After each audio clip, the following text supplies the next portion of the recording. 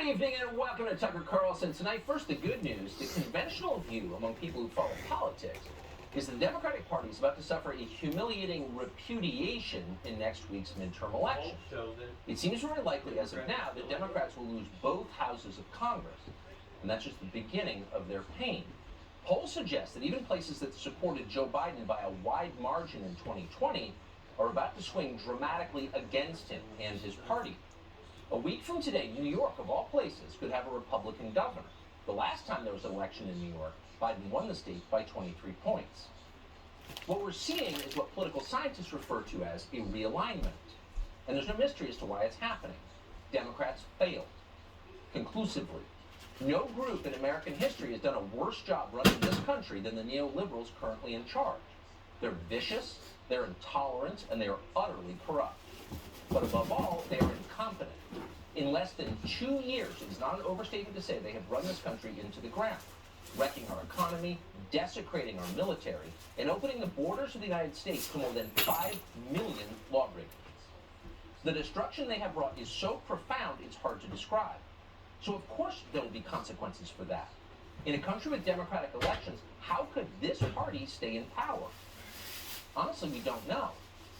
But maybe Joe Biden does. Tonight, Biden traveled across the city of Washington to Union Station. Built by Teddy Roosevelt more than 100 years ago, Union Station was for generations one of the most beautiful public buildings in this country.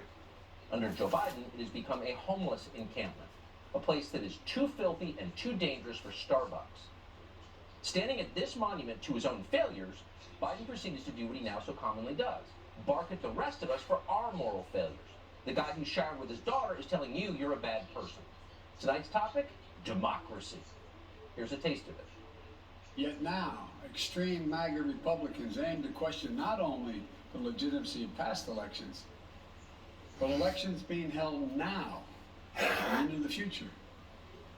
The extreme MAGA element of the Republican Party, which is a minority of that party, as I said earlier, but is its driving force, is trying to succeed where they failed in 2020, to suppress the right of voters and subvert the electoral system itself.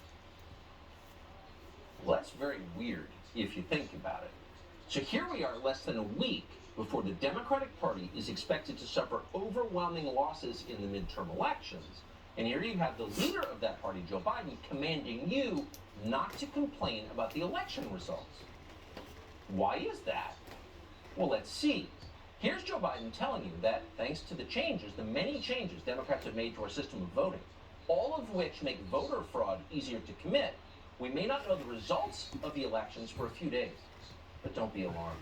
Everything is completely on the level. And whatever you do, do not ask questions, or else you're a criminal. Watch. We want Americans to vote. We want every American's voice to be heard. Now we have to move the process forward. We know that more and more ballots are cast in early voting or by mail in America. We know that many states don't start counting those ballots till after the polls close on November 8th. That means in some cases we won't know the winner of the election for a few days, until after a few days after the election. Why? It takes time to count all legitimate ballots. Oh, bull. Never did In a before. legal and orderly manner. It's always been important for citizens in democracy to be informed and engaged. Now it's important for citizens to be patient as well.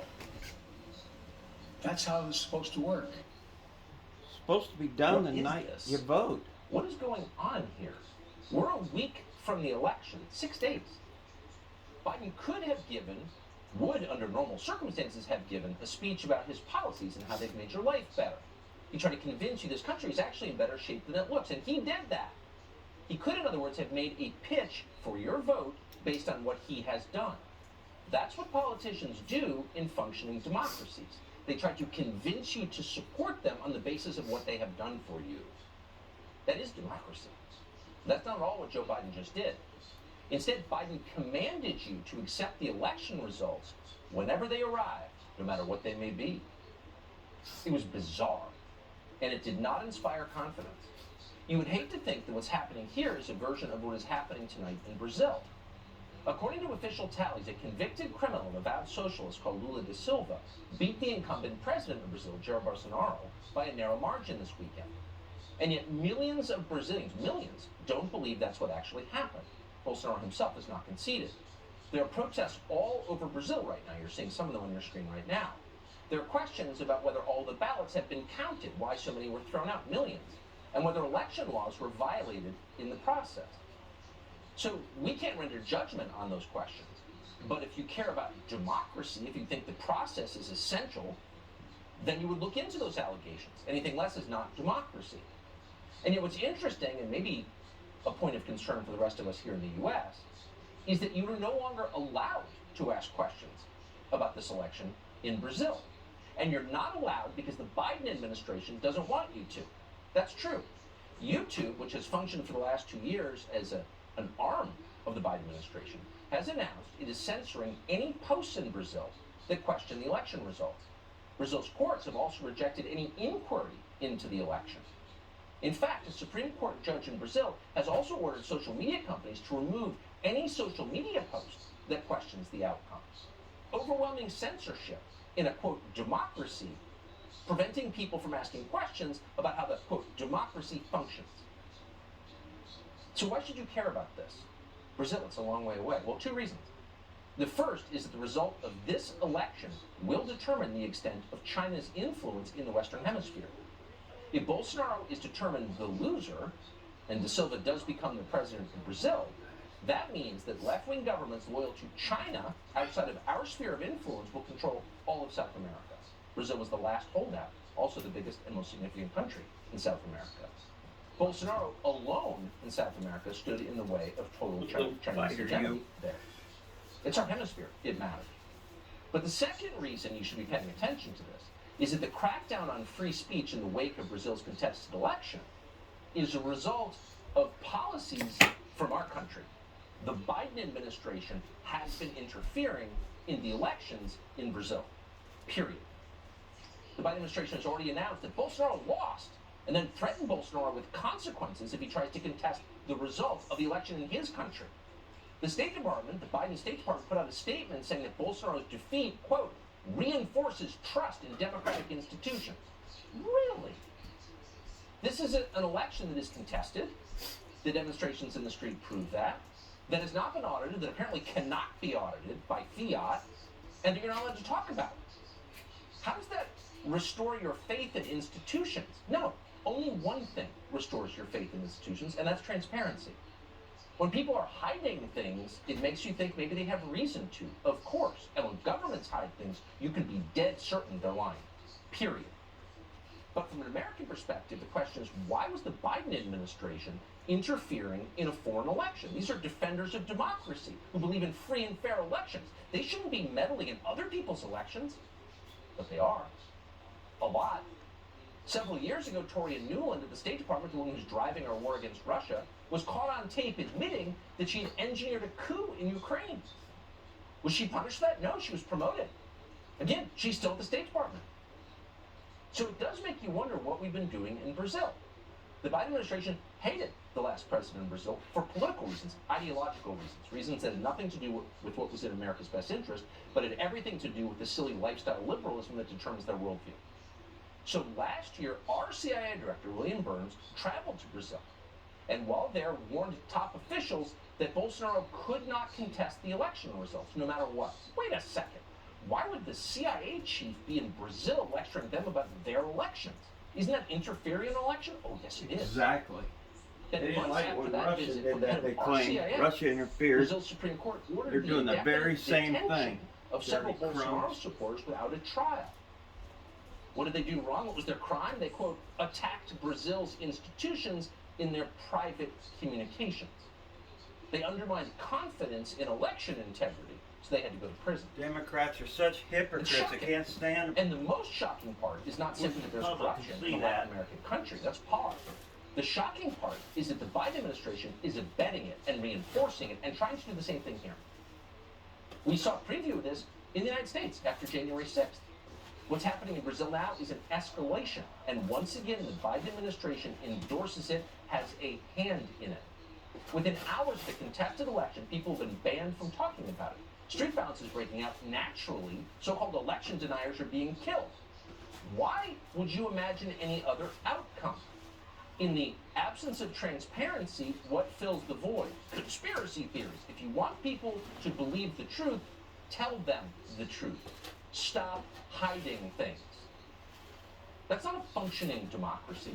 In a functioning democracy, you're not simply allowed to raise Send questions the about FBI elections. You're after encouraged people in to. the CIA. You're encouraged to because Shut it's your everybody government. up. Punish them. There's no such thing as election denying in a free society. It's It's called a free speech. You're allowed to Putin say it. organization run by the Period. Democrats. And in our media, Bully people which exists to with the defend government. free speech, is doing its best day after day to shut it down. How dare you raise any questions about next week's midterms? Why are they telling you that? It's ominous. Here's MSNBC's Ali Velshi making it explicit. Watch as he explains that if you vote for a Republican in Pennsylvania, Doug Mastriano, you're destroying democracy through voting. Watch this. Of those 299 election-denying candidates, that's them on the screen, 173 of them are favored to win their race this year, while 52 others are in competitive races where they still have a chance of winning. Their collective victory They've could got- have catastrophic consequences for American democracy. They've It's got, possible that in a couple of years, as the all results of the the news 2024 media presidential and- elections are being certified, people like Lake and Fincham in Arizona, Mastriano in Pennsylvania, tech and over online, 150 all members of rooting Congress for them, who have spent these and they last 2 still years are having sowing trouble seeds winning of the doubt about the election. legitimacy of Joe Biden's victory. It's likely they'll be in positions of power that have an outsized They talk about influence a on the fair outcome election. of future elections, and what they might do with that Big power joke. is what voters need to be thinking about today. First of all, if people have questions about the last election, or January 6th, or what happened at Nancy Pelosi's house in San Francisco last Friday, there's a really simple way to put those concerns to rest, to stop the conspiracy theories. And that's produce the evidence. Exactly. Show us the facts. That's what our country is If supposed people are to worried run about the of. vote totals in a specific facts state and for the 2020, science. first of all, they have a right They to have talk the about the science, party but they in don't charge let us prove see the that science. prove that that election was fair. If it goes against them, then they But hide it. moreover, they have a duty to ask. Because the only way you have a free and fair system is if everybody is free to ask questions about it and demand real answers. If you're coming up with some sort of crazy theory about what happened at Nancy Pelosi's house last Friday, instead of yelling at you or calling you names or telling you you're a conspiracy nut, you're Alex Jones, just produce the police body cam. Why is that so hard? If you think something weird was going on January 6th, okay, it's not your fault. Maybe it's the fault of the people who are hiding thousands of hours of video evidence from January 6th. Why would they release that? The Yeah, onus is I thought on it was an them, investigation. not the rest of us. We're not the crazy people, you're the liars. Exactly. There's nothing wrong with asking questions, period. And if that's banned, this is a totalitarian country. So Exactly. we're proud to have Doug Mastriano on We're right like now, Putin. running for governor of Pennsylvania. Claiming got a free and Mr. fair Mastriano, thanks so election, much for then joining us. You just he, heard an MSNBC dictates post and uses the explain government that to bully voting people. for you, voting That's in what an the election Democrats are is an doing. attack on democracy. How does that work, I wonder? It doesn't work at all. So, and I'm no hero, but 30-year veteran, colonel in the Army, top secret access, leading men and women from around the nation and from around the world in NATO on sensitive missions. Really? And so November 3rd happens. I start hearing from constituents. I'm a state senator, and I represent them. And I ask questions. We put a hearing together per our constitutional responsibilities, and that makes us an election that I guess the rule is, Tucker, only the Democrats can ask questions like Stacey Abrams or Hillary Clinton. But if I Only don't they understand can why be Republicans put trusted. up with this even for 1 second. So many Republicans I have watched over the past 2 years have said, well, I don't want to have anything with the crazies. Really? I think it's the responsibility of the people running the government to prove that the system is not corrupt. And to do that with transparency. Why does nobody say that? Thank goodness Twitter's going to be opened up. It's as easy as that. You got nothing to hide. Transparency Open will up be the books. open That's on what I there. did People can 2 say years ago. outlandish things and truth this time things last and year, anything we they were want to told that say Youngkin up couldn't to do it. And with a point. transparency, I believe helped him win in Virginia. It won't be Simply one-sided. 90% of the polls, there were people there to watch the counting and the procedures. This is a constitutional republic. If you got nothing to hide, There should be no problem with poll watchers, poll workers, people that are observing, and that's how our republic works. Right. So what? I'm just fascinated by the president's speech tonight in front of the slum that he created at Union Station in Washington. Why do you think 6 days before an election in which his party is behind, he's yelling at American voters, attacking them? Why isn't he talking about why you should vote for him? Why is he browbeating the public, screaming at us again? Clearly, he's using Caesar's old playbook, Julius Caesar, divide and conquer. Instead of coming out and unifying the country and actually staying out of state elections. Last I checked, elections are run by the states. So, Pelosi didn't get away with it. Just stand aside. It needs to be a fluid process. If He's we're able to using put the a bully man on the moon pulpit of his 53 years seat. ago, why is it going to take many days, according to Joe Biden, to come to terms with that? It needs to be quick. It needs to be decisive. And there needs to be transparency. I mean, presidential to election listen would be to his different. rant again, it's like, if you believe what he's saying, I got a bridge in Brooklyn to sell you really cheap special friend price.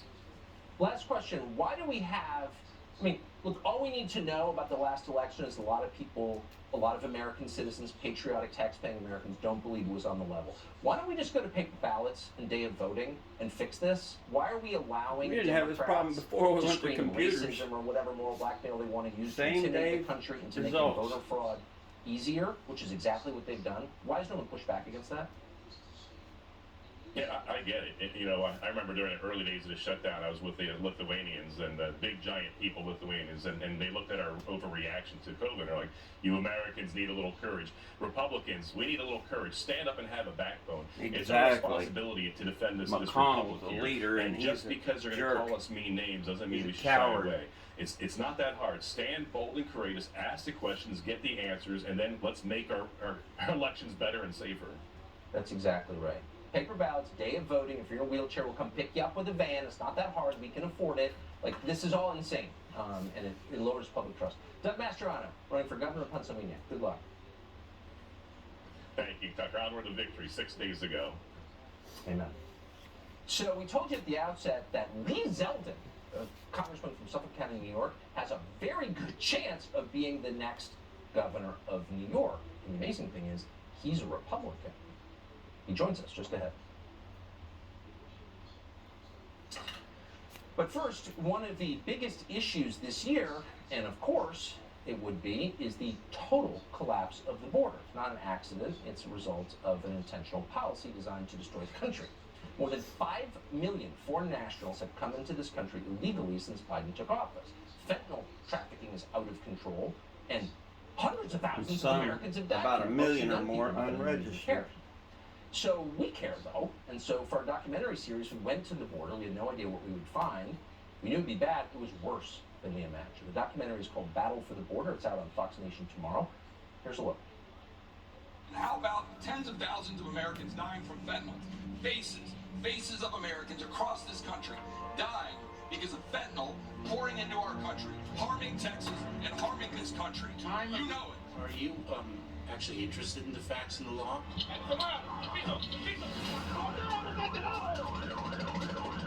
Border Patrol agents are completely overrun right now. They have an AK-47 they just pointed at us. You don't know who's coming across that border.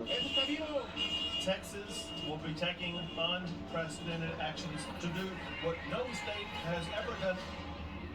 We are not being invaded. We're not The being prior invaded. administration was flawed, it was inhumane, and it was ineffective. Ineffective. They wouldn't let it complete. I think the border's pretty great right now. I trust the Biden administration. This is not a surge. I would in fact make sure that we immediately She's search evil. the border. They deserve to be heard. That's who we are.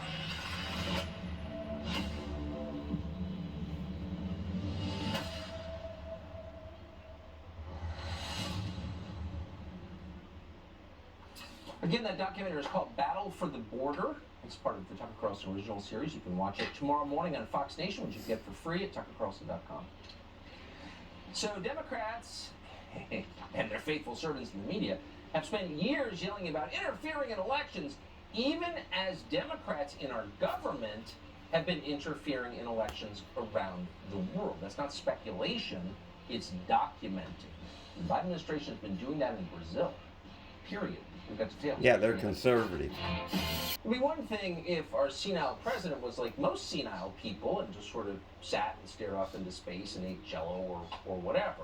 But Biden has gotten nastier and weirder in his old age, and tonight's speech in front of Union Station confirmed that for sure. He told us this evening that because of mail-in balloting, one of the many fraud-abetting measures the Democrats have put into place over the last several years, because of that, we're not going to have election results in some places until several days after the voting. But don't worry, that's not a threat to democracy. It's not a failure of the most basic service government provides, which is counting the votes. They can't even do that. But don't worry, don't complain about it. The real threat to democracy, Biden told us tonight, is people who don't vote for his party. And to prove it, Biden brought up David DePape. Even though David Pape is a mentally ill, illegal alien nudist hippie living in a school bus with a BLM And flag, mostly a liberal. Biden told us that he's just your typical right-wing crazy, just like the January 6th insurrectionists. Watch. Believes His that Black son Lives Matter. entered the home asking, "Where's Nancy? Where's Nancy?" Those are the very same words used by the mob when they stormed the United States Capitol on January the 6th, when they broke windows, Maybe they kicked wanted in to the shake her doors, hand. brutally attacked law enforcement, They roamed did the not. corridors, hunting for officials, and erected gallows to hang the former Vice President Mike Pence. It was an enraged mob that had been whipped up into a frenzy By the a president Democrats repeating over and over again in the the big crowd. lie that the election of 2020 had been stolen. Every word is a lie. It's hallucinatory listening to it. None of that is true. There's no reality in those sentences that you just heard. Some people will fall for it, hardcore MSNBC viewers, but most people will not fall for it. It has no bearing on the lives they've been living under Joe Biden's presidency, which are getting worse across the board. Not just Republicans, but independents and Democrats too. And that's why Democrats are going to lose if we have a free and fair election next Tuesday, including in the state of New York. And Lee Zeldin is living proof of that. He's a member of Congress, now running for governor of New York as a Republican, and seems to be ahead tonight. He joins us now. Congressman, thank you so much for coming on. So this will be studied, I think, if you do win, as it looks like you will, on Tuesday. This will be studied, for a long time, I think, I hope. But tell us why you think, in a state that went 23 points for Biden, less than 2 years ago, you seem to be on your way to becoming the governor. Like, how did that happen? How did you do that? Focus on the issues that matter most to New Yorkers. People are hitting their breaking point and fleeing this state because their wallets, their safety, their freedom, the quality of their kids' education are attacked. When you have to wake up to video, pictures, and stories of people being pushed in front of an oncoming subway car or a Green Goblin gang. People are getting beaten on a street, and it's not just inside of the city. You're seeing stories from across the state. Heck, I even had a gang-related drive-by shooting in my front yard a few weekends ago. It hits us close to home for all these New Yorkers who are hitting that breaking point. We're focusing on those issues, and Kathy Hochul doesn't want to talk about any of it. She wants us to just look away. There's nothing to see here. She's calling it a conspiracy, and even as you list actual factual data, she'll say that you're a data denier. And what she said last week in our debate was that when I was saying, hey, Governor, we're almost done with the entire conversation about crime. You still haven't mentioned the whole locking up the bad guy part of this. And she said she doesn't understand why that is so important to me. And when she says she doesn't understand why that's so important to me, she's saying that she doesn't understand why that's so important to all sorts of New Yorkers. So she's really alienated herself, not just with Republicans, but Democrats and independents too. Well, yeah, and it's not a hard formula, and I'm grateful that you're doing it and you're being rewarded for it. It's like, let's not let the civilization collapse. That's not ideological. You hear people say, common sense politics. That's the most common sense politics. Why isn't every Republican in America running on this? Hey, listen, I think it's just important to know what matters most to the person you're trying to earn support from. And we get asked this question, what's the top issues of the campaign? And you have candidates who they're thinking about what they want the top issues to be. It doesn't work like that. The people are in charge. The answer to the question is whatever New Yorkers or whatever your potential voter is telling you is the most important issue to them. That's what the most important issues of these campaigns are about. And here in New York, people want to feel safe on the streets. They want the attacks on their wallets to end. They want to feel like freedom is actually being defended, and they want the quality of their kids' education to be improved. Yeah, they do. So you need, you probably got to get in the high 20s or 30s in New York City. New York is vast, of course. New York City's at the very bottom. Do you think there are enough sensible Democrats or fed up Democrats in New York City who will vote for you that you can win? I hope. Yeah, absolutely. You have Democrats who feel like their party has left them. Some Democrats consider themselves to be conservative. Some Democrats register Democrat in New York City because that's what you do. You want your vote to count, and you feel like the only way to make your vote count is to vote in a Democratic primary for the most normal option if you have one. You have Democrats who want to be able to ride a subway without hugging a pole or grabbing a guardrail. Now you have this new congestion pricing scam, which over in London's not working out too well. They want to bring that to New York, and who knows what other cities elsewhere. So yeah, there's a lot of Democrats who aren't hyper-partisan Democrats where they will just always vote Democrat for the rest of their life. They want balance. Exactly. These people have not improved anyone's life. Maybe their own, but that's it. And it's demonstrable. Lee Zeldin, Godspeed. Thank you, Tucker. So we did a documentary not long ago called The End of Men, and talked about how there has been increasing weakness and uselessness, lack of meaning and purpose in the lives of many men. Here's Charlie Crist, who's running for governor of Florida, kind of summing it up for us. Here he is alone at a gym wearing a mask. He's also got pink headphones on and wearing flip-flops and cargo shorts while using a machine. Have you ever seen a man wearing a mask on a machine? Like, what is the... By himself. This seemed like mental illness to us, but, we're not clinical psychiatrists, so we couldn't actually make that diagnosis. So instead, we reached out to Charlie Crist's office and asked, what exactly were you doing with the mask on alone in the gym, you freak? And weirdly, they didn't respond. Weirdly. New classified report on UFOs, or UAPs as they're calling it, just leaked. A lot of encounters in just the past year. What is this? It feels like it's moving towards something. We can only guess, but we have new details on it next. A friend of ours, a writer called Michael Anton, recently coined a term called the celebration parallax. As Anton described it, the celebration parallax means the same set of facts is either true and wonderful or false and outrageous, depending entirely upon who asserts it. See how that works? There's no greater example of the celebration parallax than the issue of the so-called Great Replacement theory. So Democrats can talk about engineering demographic change for political advantage all they want. It's wonderful. It's glorious when they do it. Yes, it's happening and we love it. The thing is, though, Republicans are absolutely not allowed to notice that it's happening. And if they do, they're racist. Case in point. Today, USA Today just came out and admitted that the Democratic Party's entire electoral strategy was built on the Great Replacement. This is a real excerpt from an actual news article. We're quoting.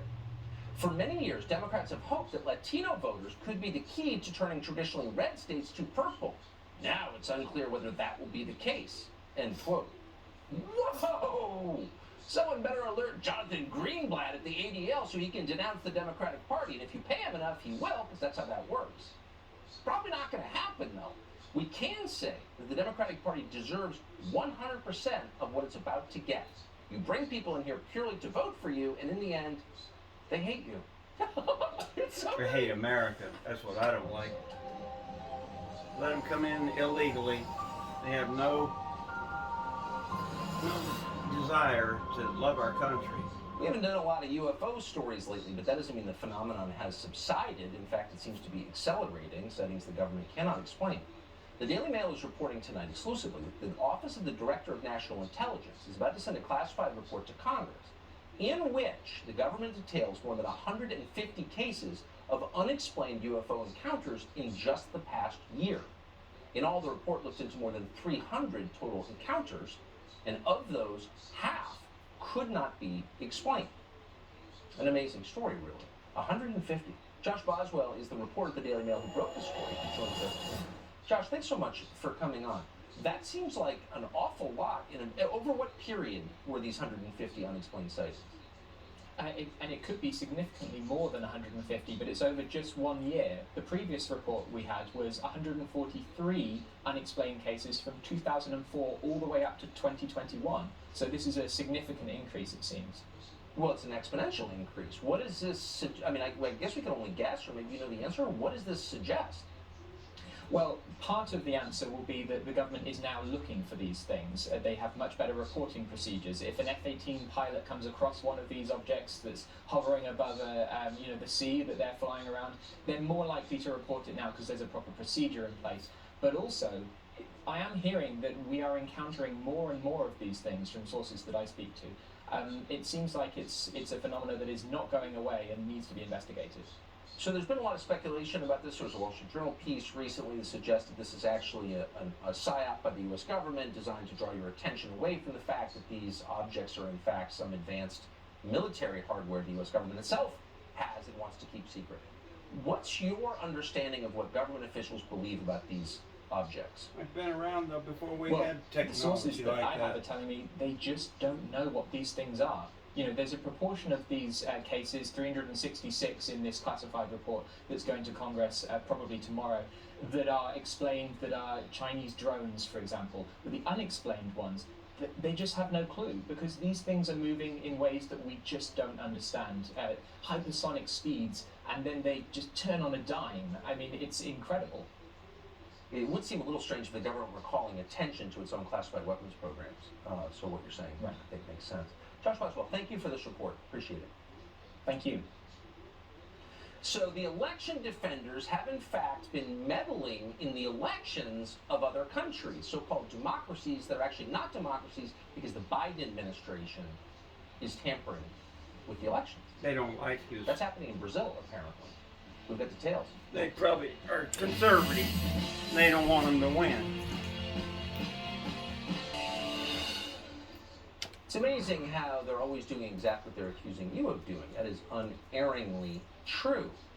So the same administration that is constantly yammering on about the sanctity of democracy and free and fair elections has in fact been meddling in the elections of other countries, in this case specifically the elections of Brazil, for more than a year. We're not speculating about this. Biden's CIA director personally pressured Jair Bolsonaro's office, that'd be the former president, or still technically the president of Brazil, pressured Bolsonaro to accept the results of the election long before the election took place. Think about that for a minute. You have no obligation to accept the results of an unfair election. In fact, if you believe in democracy, you shouldn't. But no one in Brazil is allowed to complain about it because big tech companies, which have been effectively arms of the Biden administration for 2 years, are censoring anyone who questions the election. So their candidate, Lula da Silva, supposedly won, and you're not allowed to suggest otherwise, period.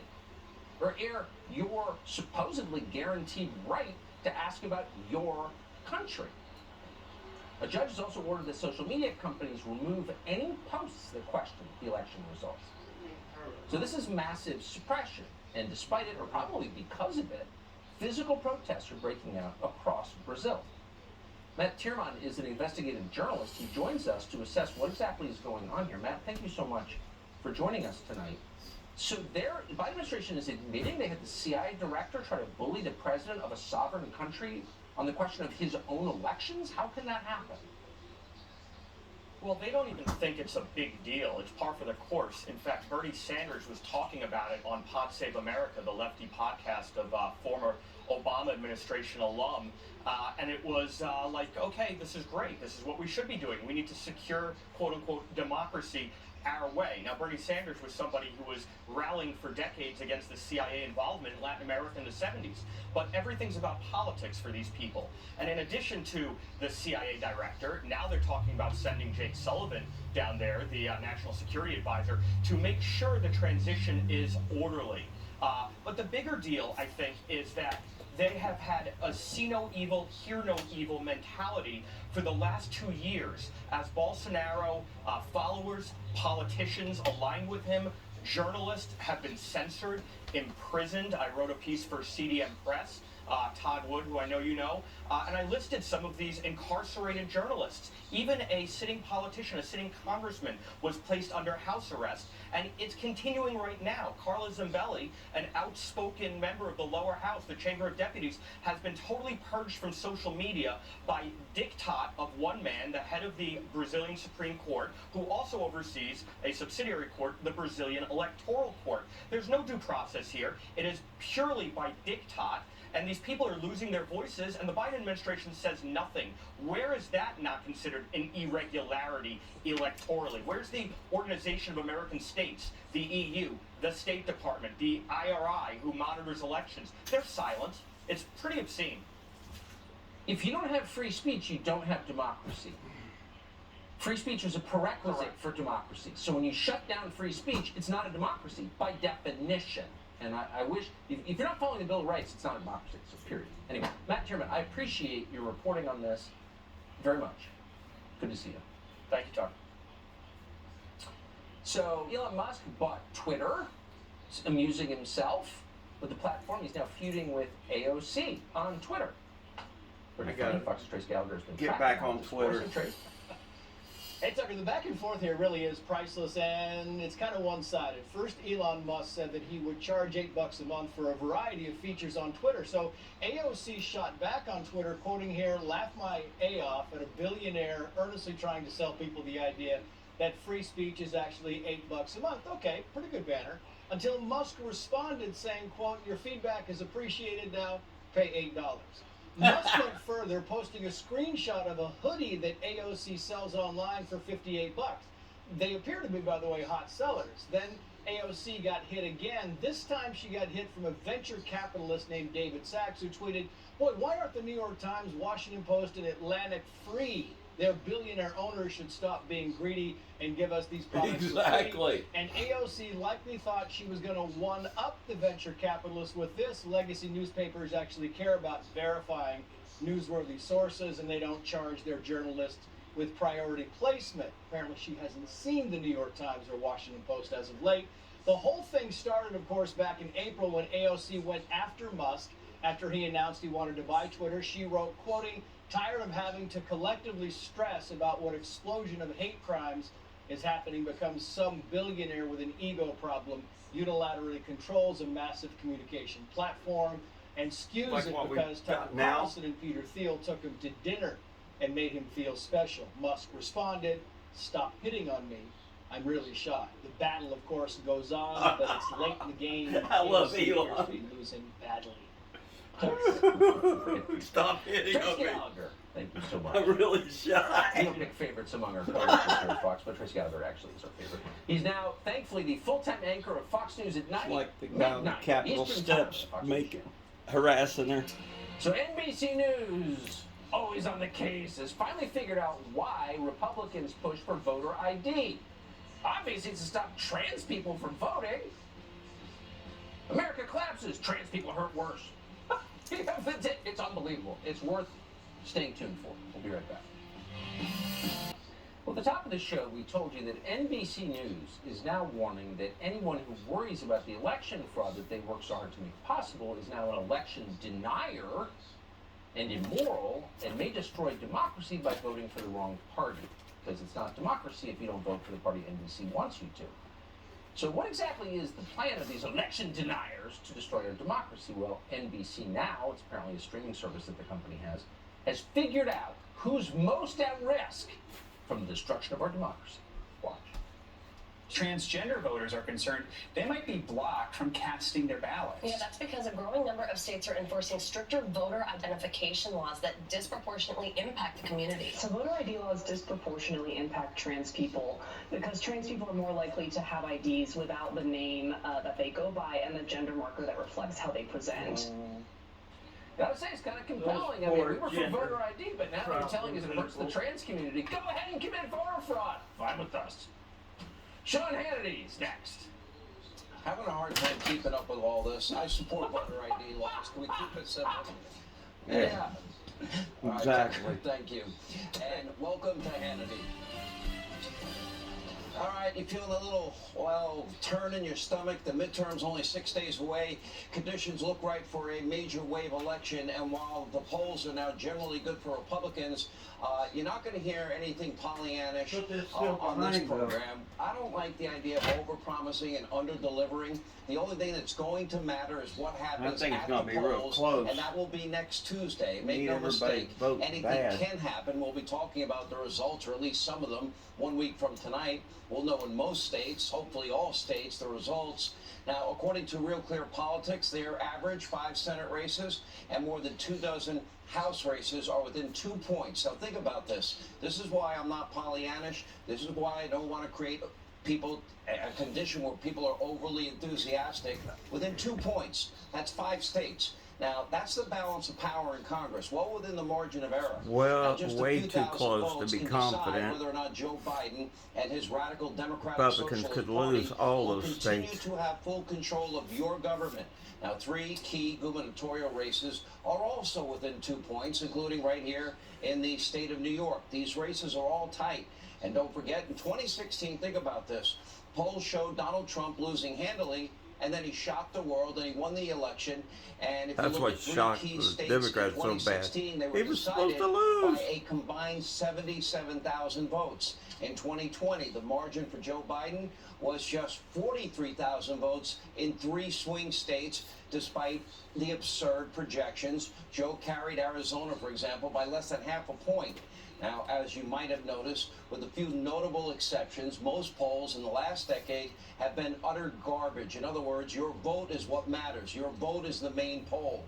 If you don't turn out, the Democratic Party machine will win, and that would be a disaster for you, our country, our kids, our grandkids. We can't afford another 2 years of one-party Democratic Socialist rule. Using the Anyone with a government pulse agencies knows as this their country is now whipping, suffering. their Joe Biden bully and the pulpit, Democratic Socialist Party's their strong arm. policies have done irreparable harm to our economy, to our borders, and even your daily Get us safety in a and world security. war. Now, in the shadow of the election, Democrats are now playing the blame game.